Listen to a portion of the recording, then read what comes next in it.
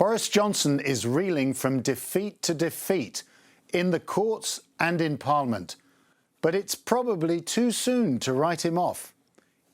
Here with me is Robert Shrimsley, our political commentator, to talk about what might be billed as the great escape. Well, as you say, it's too soon to be confident. But what is very clear, and what's become very clear in the last few days, is that there are sort of two Downing Street operations going on. There's the one that everyone's hearing about and talking about, Dominic Cummings, his chief strategist, all of the noise and all of the standing firm and playing tough. Then there's the other thing, which is going on a little bit below the waterline, which is the efforts to see if there is a deal to be done with the European Union. And that deal is to be done around whether you can create a Northern Ireland-only backstop or something that falls a little bit short of that. You remember that obviously Theresa May's deal had a backstop that caught the whole of the United Kingdom in its web.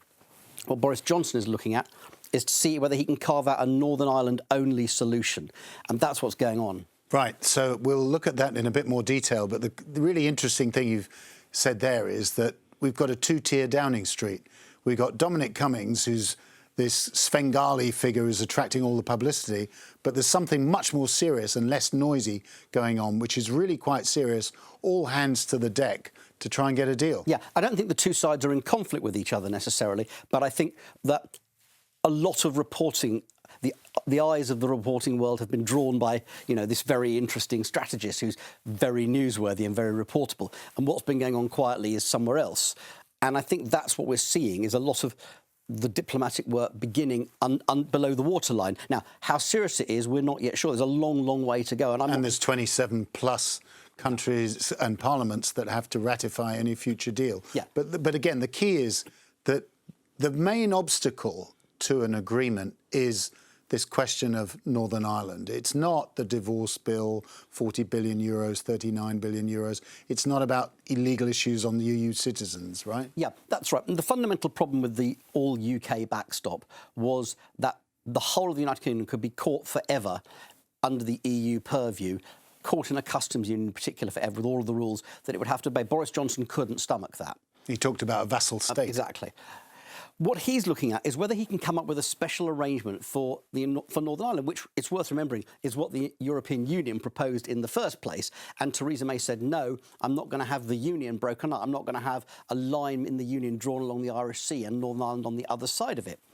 Now, I don't think Boris Johnson is ready to countenance a full Northern Ireland being treated entirely differently from the rest of the UK, entirely subject to the rulings of the European Court.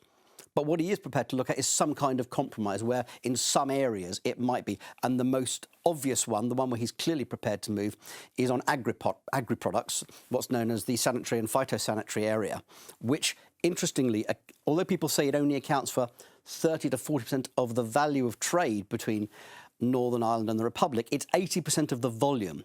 So if you can get something done on that, if you can have freedom of movement for agricultural products, that's a big chunk of the puzzle taken care of. It's not all of it by any stretch of the imagination. There are lots of other issues, but it's a starting point. Now, I don't like putting you on the spot, penalty spot, or any other football metaphor, but here's the big question. Is Brussels, is Paris, Berlin prepared to allow Boris the great escape and strike a deal? Well, I think they will, in large part, take their lead from Ireland on this matter.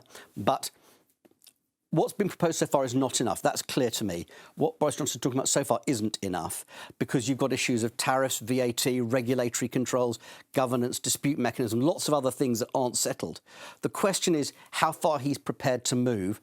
And if they sense he's prepared to move quite a long way on this, might they be prepared to give him a little bit of wiggle room? So I don't know is the answer to your question, but what I do know is that the conversations are happening and it's not impossible.